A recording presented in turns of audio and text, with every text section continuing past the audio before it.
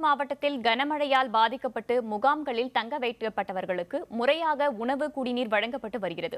இதுபற்றி அங்கிருக்கும் நமது செய்தியாளர் ஸ்ரீதர் தரும் தகவல்களை இப்போது பார்க்கலாம்.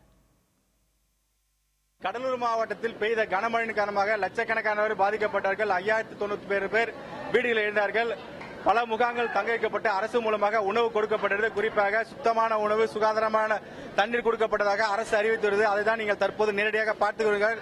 குறிஞ்சிப்பாடியில் உள்ள எஸ்கேவி ஸ்கூல் பள்ளியில் தான் இந்த சமையல் கூடம் தற்போது இயங்கி வருகிறது. கடலூர் மாவட்டத்திலிருந்து பல இடங்களில் இயங்கி வந்தாலும் தற்போது இந்த பகுதியில் பல ஆயிரம் பேருக்கு உணவு சமாளிக்கப்படுது. தற்போது நம்மிடம் உணவு சமைக்கும் சசிகுமார் இருக்கு. அவளுக்கு கேட்போம், சார் நீங்க எவ்வளவு பேருக்கு உணவு சமைக்கப்படுறீங்க, எந்தெந்த வேலைகள்லாம் சமைக்கிறாங்க சார்? சார் நாங்க ஒரு வேலைக்கு 60 to 70 மூட்டை வரையும் 60 மூட்டை வரையும் சமைக்கிறோம்.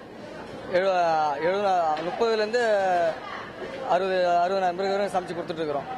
சமையல் சுத்தமான எண்ணெய், நல்ல எங்களுக்கு நல்ல தரமான பொருள் கொடுக்குறாங்க. நல்ல சமையல், நல்ல டேஸ்ட், அதுக்கு தகுந்த நாங்கள் பண்ணி கொடுக்குறோம். எவ்வளவு பேர் இந்த பணியில ஈடுபடுறீங்க, எந்தெந்த வேலைக்கு என்னென்ன உணவு கொடுக்குறீங்க? டீம் வந்திருக்கோம் சார். இதுல 3 டீம் வந்திருக்கோம்.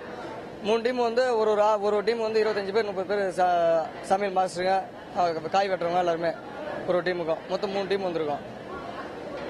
காலையில என்ன உணவு கொடுக்குறீங்க, மதியம் என்ன உணவு கொடுக்குறீங்க, இரவுக்கு என்ன உணவு கொடுக்குறீங்க? காலையில பொங்கல் கொடுக்குறோம்.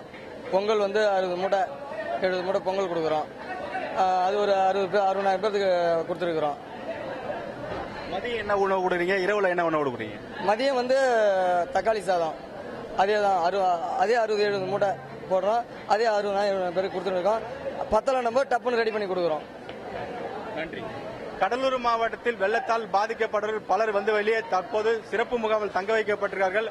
அவர்களுக்கு தேவையான அனைத்து உணவுகளும் மாவட்ட நிர்வாகம் மூலம் தொடர்ந்து கொடுக்கப்படுகிறது. குறிப்பாக கடலூர் மாவட்டத்தில் 67 பஞ்சாயத்தில் கிராம மக்கள் பாதிக்கப்பட்டார்கள். இன்று மதியம் மட்டும் 80,000 பேருக்கு உணவு தயார் செய்யப்பட்டு கொடுக்கப்பட்டு வருகிறது.